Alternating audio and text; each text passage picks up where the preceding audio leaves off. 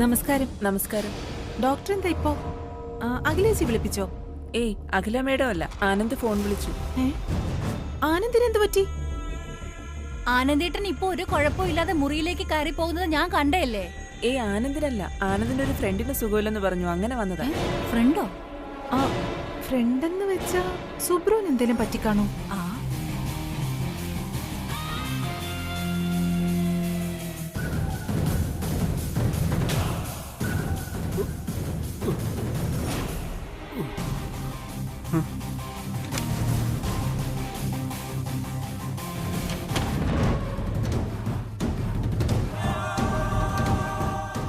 Anti, ഞാൻ പറഞ്ഞില്ലേ കുറച്ചു മുമ്പ് ആനന്ദേട്ടന്റെ മുറിയിൽ എന്തോ ശബ്ദം കേട്ടുന്ന്. അത് കല്യാണി വീണതായിരിക്കുമെന്നാ എന്റെ സംശയം. ഡോക്ടർ, നല്ല വേദനയുണ്ട്. ഒന്ന് പെട്ടെന്ന്. ദാ വരുന്നു. ഞാനൊന്ന് അറ്റൻഡ് ചെയ്തിട്ട് വരാം.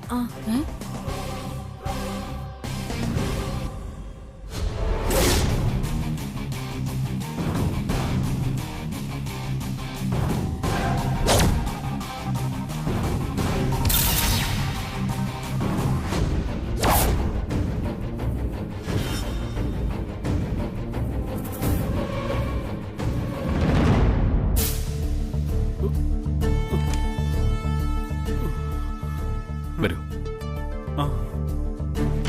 അയ്യോ ഡോക്ടറെ, എന്റെ കാലൊടിഞ്ഞു, ഒന്ന് നോക്കൂ.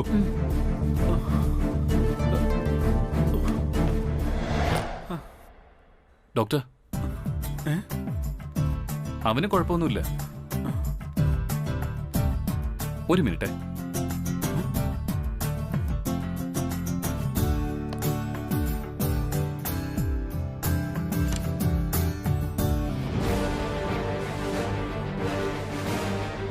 വാ.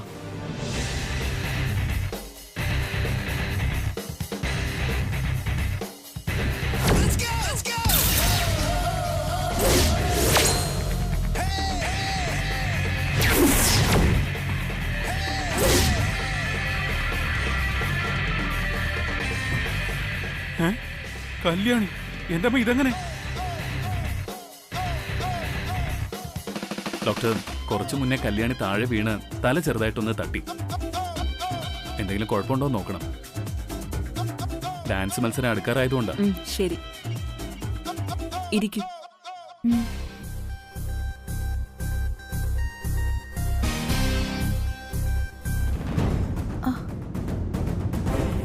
ആനന്ദേ, നീ കല്യാണി ഡാൻസ് സ്കൂളിൽ ചേർത്തെന്ന് പറഞ്ഞിട്ട്. അതൊക്കെ പിന്നെ പറയാം.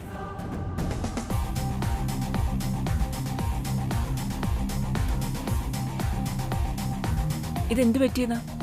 അത് ഡാൻസ് പ്രാക്ടീസ് ചെയ്യുന്നതിനിടയില് കാല് വഴുതി ഒന്ന് വീണതാ. ഇപ്പൊ തലകറക്കോ വോമിറ്റിംഗ് ടെൻഡൻസി അങ്ങനെ വല്ലതും? ഏയ്, അങ്ങനെയൊന്നുമില്ല ഡോക്ടർ. വേറെ കുഴപ്പമൊന്നുമില്ല. തൽക്കാലം ഞാൻ TT എടുക്കാം. ബോഡി പെയിനുള്ള ടാബ്ലറ്റും കുറിച്ച് തരാം. അതിന്റെ ആവശ്യമുള്ളൂ. ഓക്കെ. ശരി ഡോക്ടർ.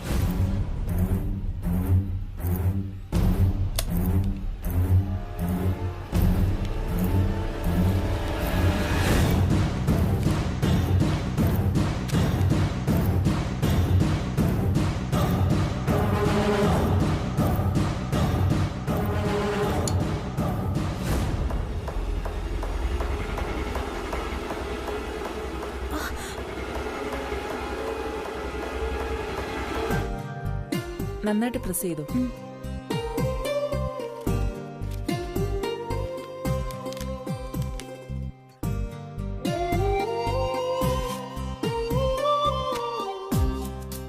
ഇത് വാങ്ങിക്കൊടുത്താ മതി. ശരി. അയ്യോ ഡോക്ടറെ, എന്റെ കാല് നോക്കൂ ഡോക്ടറെ, എന്തൊരു വേദന. കാല് മുകളിൽ വെക്കും. വേദനയുണ്ടോ ഇവിടെ? നല്ല വേദനയുണ്ട്. ഇവിടെയോ?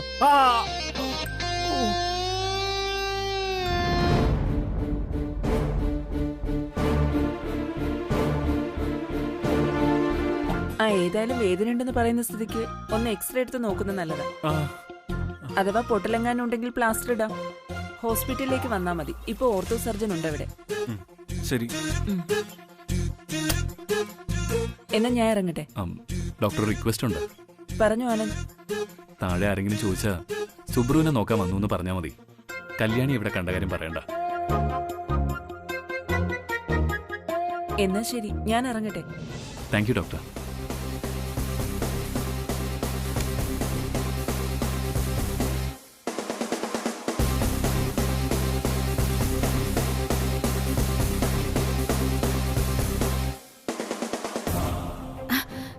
ആന്റി, ഡോക്ടർ വരുന്നുണ്ട്.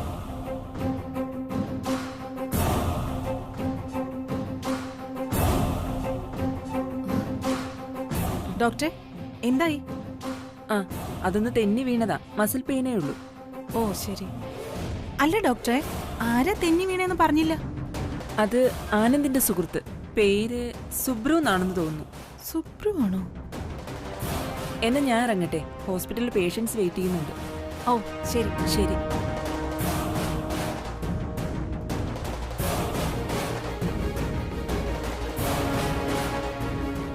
ആന്റി, ഇതിലെന്തോ കള്ളത്തരമുണ്ട്.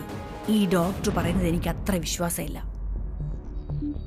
ദേ, ഞാൻ വല്ലതും ചെയ്തു പോവും. ഒന്ന് പോയ എന്റെ മുമ്പിൽ നിന്ന്.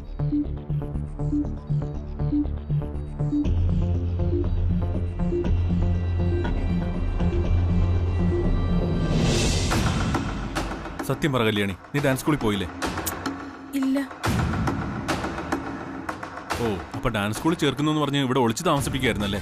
അത് കല്യാണി ഡാൻസ് ചെയ്യാൻ പാടില്ലെന്ന് ആരോ കരുതിക്കൂട്ടി കല്യാണിയുടെ കാല് പൊള്ളിച്ചു. അതുകൊണ്ട് തന്നെ മത്സരത്തിൽ പങ്കെടുക്കുന്നത് വരെ കല്യാണി സുരക്ഷിതയായിരിക്കണം. അതിനാ ഞാൻ കല്യാണി ഇവിടെ കൂട്ടിക്കൊണ്ടുവന്നത്. ഓക്കെ, നീ പറയുന്നതൊക്കെ ശരി.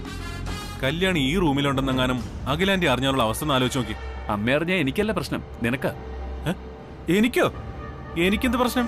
ഞാനെന്ത് ചെയ്തു? കല്യാണിയെ ഈ റൂമിലേക്ക് കൊണ്ടുവന്ന് നിർത്താനുള്ള ഐഡിയ തന്നത് നീയല്ലേ? അത് ഞാൻ അമ്മയോട് പറയും. ഞാനപ്പോ പറഞ്ഞു കല്യാണി റൂമിലേക്ക് കൊണ്ടുവന്ന് നിർത്താൻ. എടാ, അന്ന് ഇവിടെ വെച്ച് നീ എന്നോട് പറഞ്ഞത് മറന്നുപോയോ? കല്യാണിയെ എത്രയും പെട്ടെന്ന് ഇവിടെ കൊണ്ടുവരാനുള്ള വഴി നോക്കാൻ. നീ ഒരു കാര്യം ചെയ്യും മച്ചു.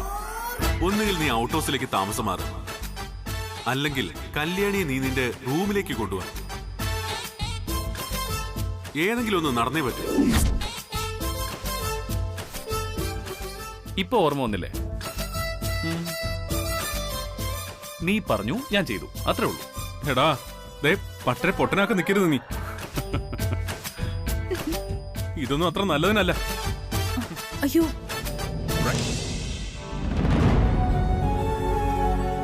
കല്യാണി, നീ റെസ്റ്റ് എടുക്ക. ഞാൻ വരുമ്പോ ടാബ്ലറ്റ് വാങ്ങി വരാം. തൽക്കാലം അവനെ ഒന്ന് സമാധാനിപ്പിക്കട്ടെ. ശരി.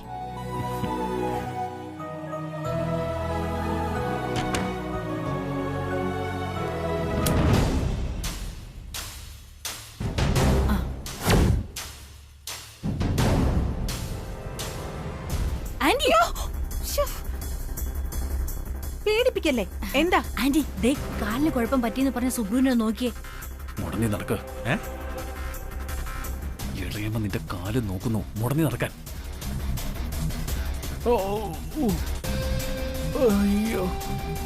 ആന്റി, ഇത്രയും നേരം ഇല്ലാത്ത കള്ള മുടന്തൽ വന്നത് കണ്ടോ?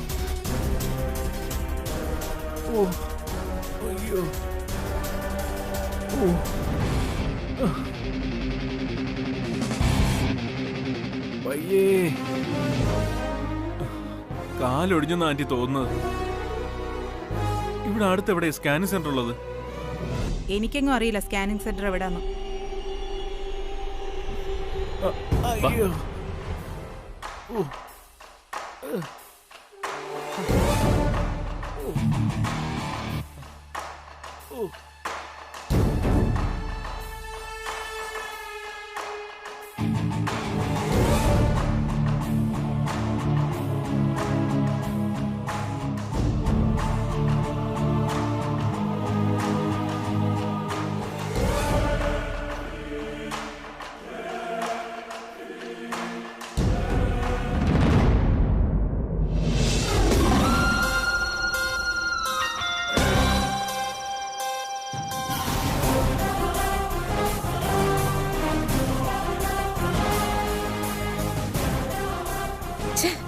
കിട്ടുന്നില്ല. കൃഷ്ണന്റെ ഫോൺ തരൂ.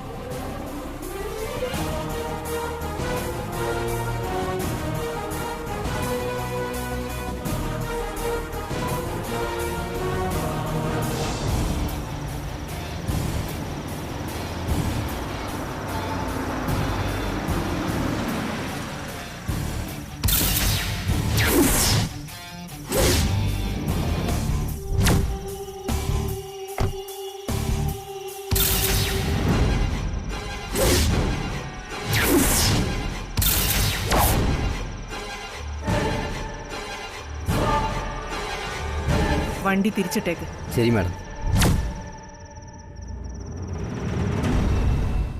ഇതും കിട്ടുന്നില്ല. നെറ്റ് എന്തോ മൊത്തം പ്രശ്നമാണെന്ന് തോന്നുന്നു. മഹേശ്വരിയോ?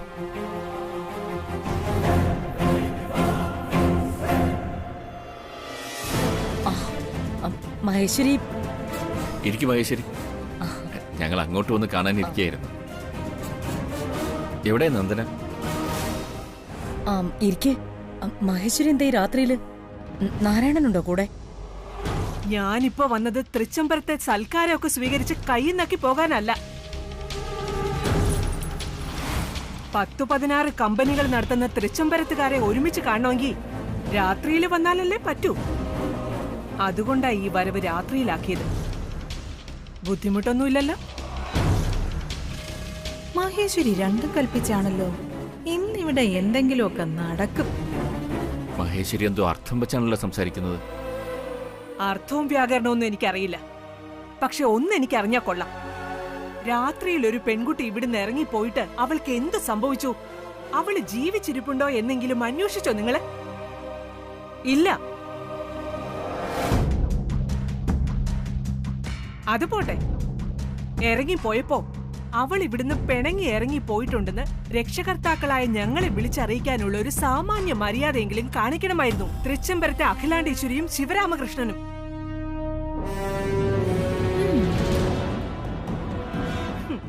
ഇതാണോ തൃച്ചംബരത്തെ കൊട്ടി ആഘോഷിക്കപ്പെടുന്ന അന്തസ്? ഇതൊക്കെ കേട്ടിട്ട് സന്തോഷം കൊണ്ട് എനിക്ക് തുള്ളിച്ചാടാൻ തോന്നുന്നു ഗംഗേ. എനിക്ക് 10-16 മക്കളൊന്നുമില്ല. ഒന്നു പോയാ വേറൊന്നുണ്ടെന്ന് വിചാരിക്കാൻ. ഒരൊറ്റ മോള. അവളെ ഞാൻ ഇങ്ങോട്ട് കെട്ടിച്ചു വിട്ടത് സന്യസിക്കാനും ത്യാഗം ചെയ്യാനോ ഒന്നും അല്ല, ജീവിക്കാനാ. ജീവിക്കാൻ, നല്ലൊരു കുടുംബിനിയാവാൻ. എല്ലാ പെൺകുട്ടികളെയും പോലെ അവളും ഒരുപിടി സ്വപ്നങ്ങളും ആഗ്രഹങ്ങളുമായിട്ട് തന്നെയാ വന്ന് കയറിയത്. ആ കുഞ്ഞിന്റെ ജീവിതം ഇല്ലാതാക്കിയതിന് നിങ്ങൾ സമാധാനം പറയണം.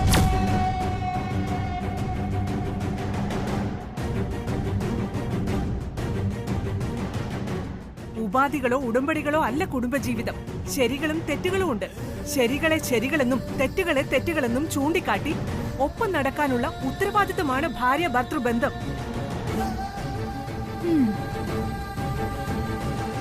ഞാൻ എന്റെ മോളെ ഇതെല്ലാം പറഞ്ഞു പഠിപ്പിച്ചു തന്നെയാ ഇങ്ങോട്ടേക്ക് പറഞ്ഞു വിട്ടത്. എന്നിട്ടും ഒരാളുടെ ഭാഗത്തെ ശരിയിൽ മാത്രം ന്യായം കണ്ടെത്തുന്ന ജന്മങ്ങളായി പോയല്ലോ നിങ്ങൾ രണ്ടുപേരും. ഛേ,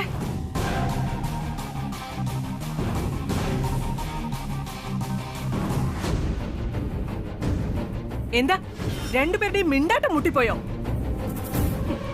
ഇങ്ങനെ അല്ലായിരുന്നല്ലോ തൃച്ചംബരത്ത് അഖിലാണ്ടേശ്വരി. എന്റെ വെളിപ്പുറത്തമ്മേ എന്തൊക്കെയാ കേക്കണേ? അയ്യോ മഹേശ്വരി, നീ പൊളിച്ചടുക്കി. അഖിലാണ്ടേശ്വരിയുടെ പപ്പും പൂടയും പറിച്ചു കളഞ്ഞു നീ. ആന്റി, ഇത് ലൈവ് കേൾപ്പിക്കണായിരുന്നു പ്രിയങ്കെ.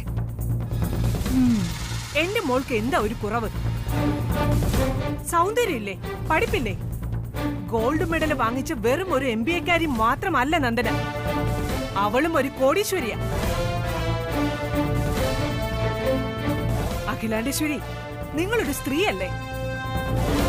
കല്യാണം കഴിഞ്ഞ വിശേഷങ്ങൾ തിരക്കുന്നത് നാട്ടിലൊരു പതിവാ. പറയാൻ വിശേഷങ്ങൾ ഒന്നുമില്ലാതെ വരുമ്പോ എന്റെ മോള് നെഞ്ചു പൊട്ടി കരയുന്നത് ഞാൻ പലപ്പോഴും മറഞ്ഞു നിന്ന് കണ്ടിട്ടുള്ളതാ. അവസാനം അവളൊരു വിവാഹത്തിനോ ഒരു ഫംഗ്ഷനോ എന്തിന് 4 ആള് കൂടുന്നിടത്തൊന്നും വരാതെയായി. എന്താ കാര്യം? കല്യാണം കഴിഞ്ഞ് ഇത്ര നാളായിട്ടും വിശേഷം ഒന്നുമില്ലേ എന്ന് ചോദിക്കുന്നവരുടെ മുമ്പിൽ തല കുനിച്ച് നിൽക്കാൻ വയ്യാഞ്ഞിട്ട്.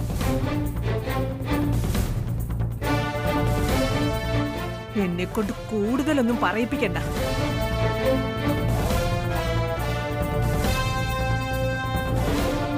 എവിടെ എന്റെ ഉത്തമ മരുമകൻ? അവസാനമായിട്ട് അവന്റെ തിരുമുഖം കൂടി കണ്ടിട്ട് വേണം എനിക്ക് പോകാൻ. എവിടെ അവൻ?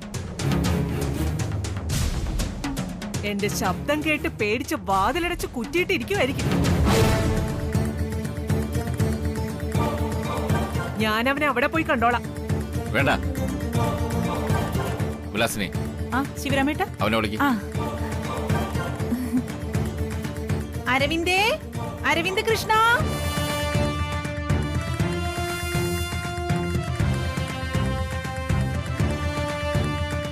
അരവിന്ദേ, നീ വന്നില്ലെങ്കിൽ ഇന്ന് നിന്നെ ഞാൻ എടുത്തോണ്ട് വരും.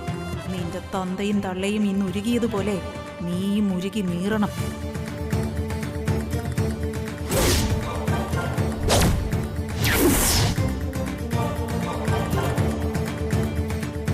എലിയെ ഓടിച്ച് പൂച്ചയുടെ മുന്നിൽ ചാടിക്കാന്ന് കരുതിയപ്പോ എലി താനേ വന്ന് ചാടുന്നു.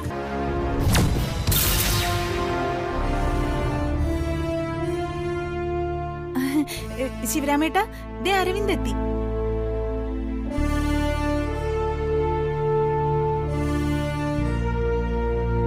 ഞാനിവിടെ കുറെ കാര്യങ്ങൾ പറഞ്ഞു. എല്ലാം ഞാൻ കേട്ടു. അരവിന്ദ് കൃഷ്ണന്റെ ഈ രൂപം കണ്ടപ്പോ ആണാണെന്ന് കരുതിയ ഞങ്ങളുടെ മോളെ നിനക്ക് കെട്ടിച്ചു തന്നത്.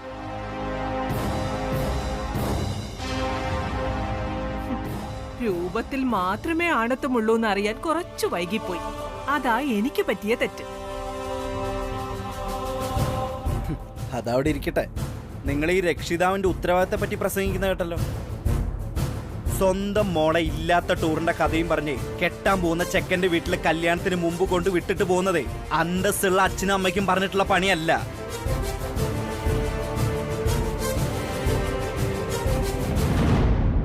അങ്ങനെ പെൺകുട്ടികളെ ഒരു പരിചയമില്ലാത്ത സ്ഥലത്ത് കൊണ്ട് നിർത്തുന്നവർക്ക് നാട്ടിലൊരു വിളിപ്പേരുണ്ട്. അതെന്നെ കൊണ്ട് വെറുതെ വിളിപ്പിക്കരുത്. അന്ന് പല പ്രാവശ്യം മോൾ ഒറ്റയ്ക്ക് എന്റെ റൂമിൽ കയറി വന്നപ്പോഴും എന്നോടൊപ്പം ഒരുമിച്ച് മദ്യപിച്ചിരുന്നപ്പോഴും അവള് വന്നതുപോലെ തന്നെയാ തിരിച്ചു പോയിട്ടുള്ളത്. ആന്റി പറഞ്ഞ ആണത്വം ഇല്ലാഞ്ഞിട്ടല്ല അങ്ങനെ സംഭവിച്ചത്. തൃച്ചംബരത്ത് ശിവരാമകൃഷ്ണന്റെ അഖിലാണ്ടേശ്വരിയുടെ രക്തത്തിൽ പിറന്നു എന്നുള്ളൊരു ഒറ്റ കാരണം കൊണ്ടാ അവള് നശിക്കാതിരുന്നത്. അല്ലെങ്കിൽ കല്യാണത്തിന് മുമ്പ് പേരക്കുട്ടി ഒക്കത്ത് വെച്ച് നടക്കേണ്ടി വന്നേനെ. ബഹുമാനിയായ മഹേശ്വരി അമ്മയ്ക്ക് ഇപ്പം മനസ്സിലായി കാണുമെന്ന് വിചാരിക്കണു.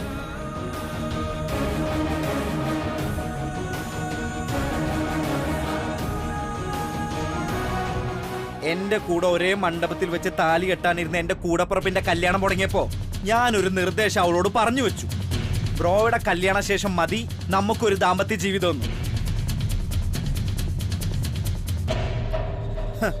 അന്ന് അതവള് സന്തോഷത്തോടെ സമ്മതിക്കും ചെയ്തതാ. അത് ഞാൻ ചെയ്ത കൊടും പാപമായിട്ടൊന്നും എനിക്ക് തോന്നിയിട്ടില്ല. നിങ്ങളുടെ മോൾക്ക് പണത്തോട് ആർത്തിയാ. അവൾക്ക് ഈ തൃച്ചംബരവും കമ്പനികളൊക്കെ മുഴുവനും അവളുടെ അധീനതയിലായിട്ട് കിട്ടണം. അതിന്റെ സുഖം അനുഭവിക്കാൻ വേണ്ടി ഞാൻ കമ്പനിയുടെ MD സ്ഥാനത്ത് മാറാൻ പാടില്ലെന്നുള്ള ഒരൊറ്റ കാരണത്താലാണ് അവൾ ഈ കെട്ടും കിടക്കെടുത്ത് ഇറങ്ങിപ്പോയത്.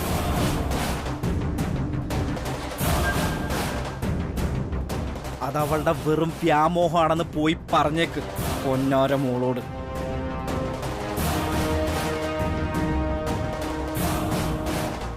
ആന്റി, ഒന്നേ ഉള്ളെങ്കിൽ ഒലക്കൊക്കെ അടിച്ച് വളർത്തണം, അല്ലെങ്കിൽ ഇതുപോലെ പിഴച്ചു പോകും.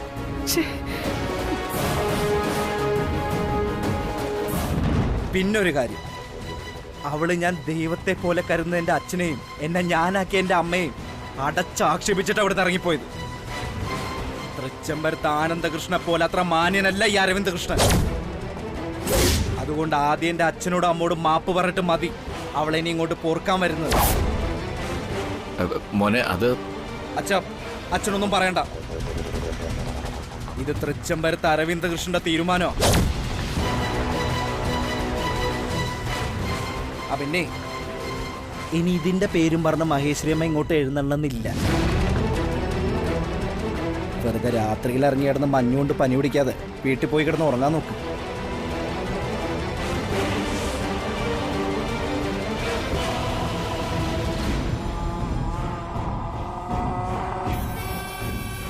പിന്നെ ഇനി ഒരു പ്രാവശ്യം കൂടി എന്നെ താഴേക്ക് വരുത്തരുത്.